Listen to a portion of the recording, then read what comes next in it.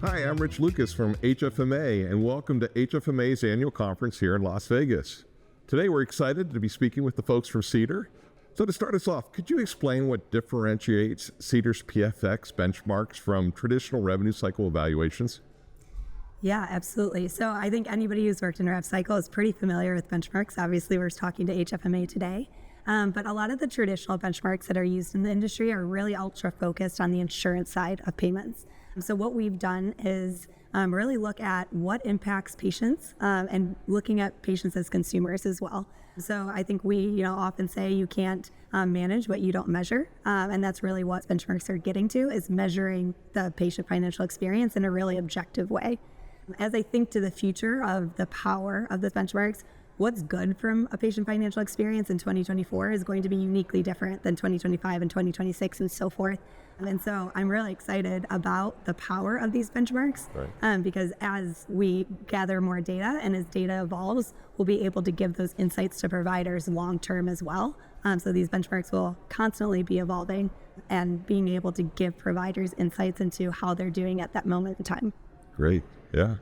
So could you walk us through the metrics that are involved with PFX benchmarks, and how'd you come up with those metrics?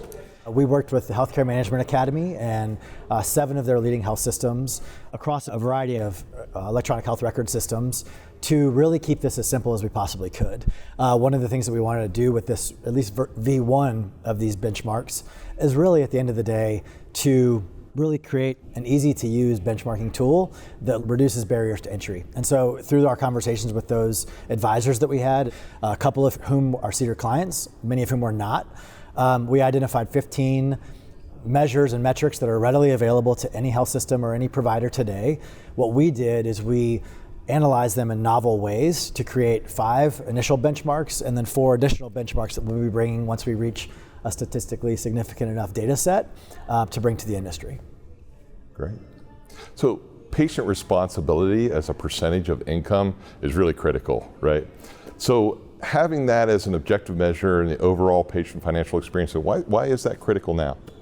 Research tells us outside of Cedar, there's, I think 4 out of 10 patients have changed providers because of bad financial experiences. And more, and this was just a trend in 2023, we're seeing patients really struggle with affordability. We know there's been inflation, there's been job loss, and so I think it's really important that there's an objective measure as time goes on too. So it's not just today in this point in time, how are you doing, but how are you doing as you implement new technologies and new operational processes and things like that as it impacts the patient, and how does that transfer to hospitals' bottom lines as well? Yeah, makes sense. So why should health systems consider participating in the program? Yeah, great question. First of all, it's free of charge. So the barrier to entry for you as a health system is extremely low.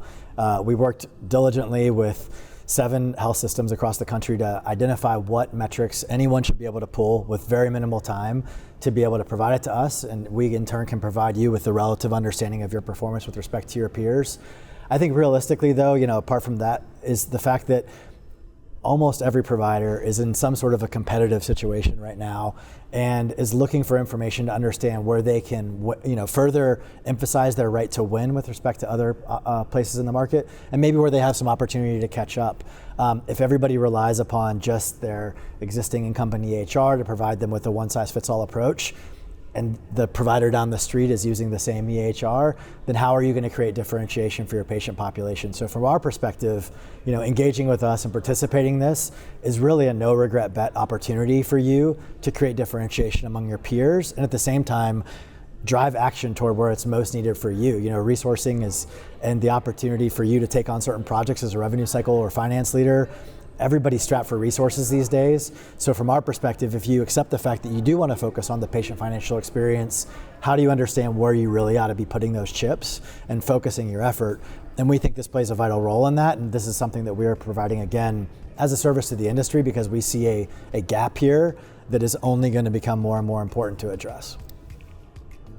Well, Allie, Ryan, thank you so much for your time today. This has been really a great conversation. Certainly appreciate it and appreciate your support at HFMA. Enjoy the rest of the conference. Thanks so much, Rich. Thank you. All right, You thank too. you.